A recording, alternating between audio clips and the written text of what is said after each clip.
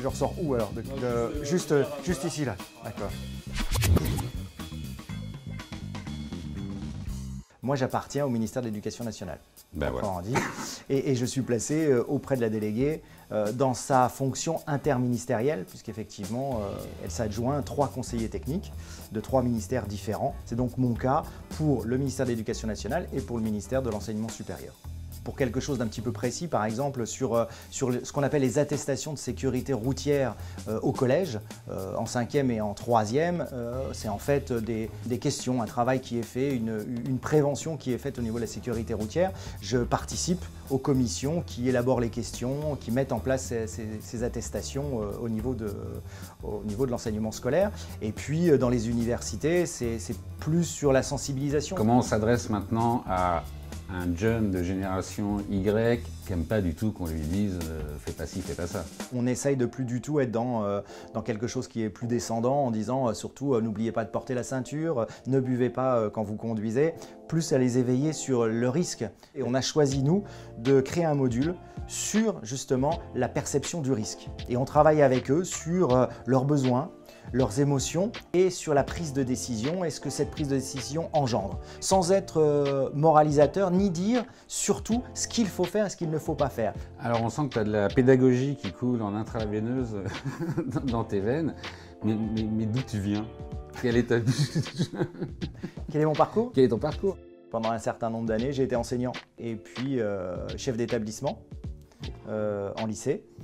Et puis, juste avant de venir à la délégation à la sécurité routière, je travaillais comme proviseur vie scolaire, c'est-à-dire déjà conseiller technique, mais sur la sécurité des établissements dans une académie, dans l'académie de Nancy-Metz. Qu'est-ce qui te plaît le plus dans ton métier, dans ton quotidien? Tous les jours, on se dit, bah oui, je vais au travail et avec un peu de chance, aujourd'hui, on va sauver une vie ou plusieurs vies. Donc c'est quelque chose qui est énorme, mais c'est quelque chose qui est très peu connu parce que dans l'image des gens, il y a d'une part la communication, qui est très présente et on voit les spots de communication qui sont très marquants, qui ont évolué, qui sont très différents les uns des autres. Et puis de l'autre côté, on a un petit peu un côté qui est vu par les gens, qui est le côté répressif, qui est les radars, les forces de l'ordre sur le bord de la route.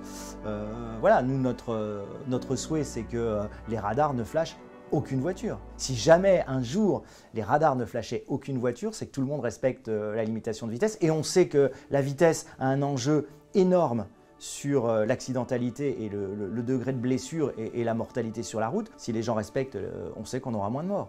Donc c'est l'enjeu. Mais c'est vrai qu'en étant à l'intérieur de la sécurité routière, oui, on découvre, on apprend et on se nourrit tous les jours. Un monde sans conseiller, ça donnerait quoi?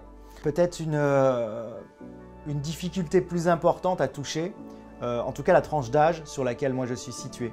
C'est vrai que quelque chose de moins fluide sur la prévention en milieu scolaire et en milieu étudiant. Je pense que c'est quelque chose qui serait plus difficile à mettre en place parce que la sécurité routière, c'est un service de l'administration qui arrive pour parler directement aux jeunes, c'est plus compliqué. Le fait d'avoir une interface de quelqu'un qui connaît bien la maison, qui a dirigé un établissement, qui est du sérail quelque part, ça permet effectivement d'ouvrir des portes et de les atteindre peut-être plus facilement.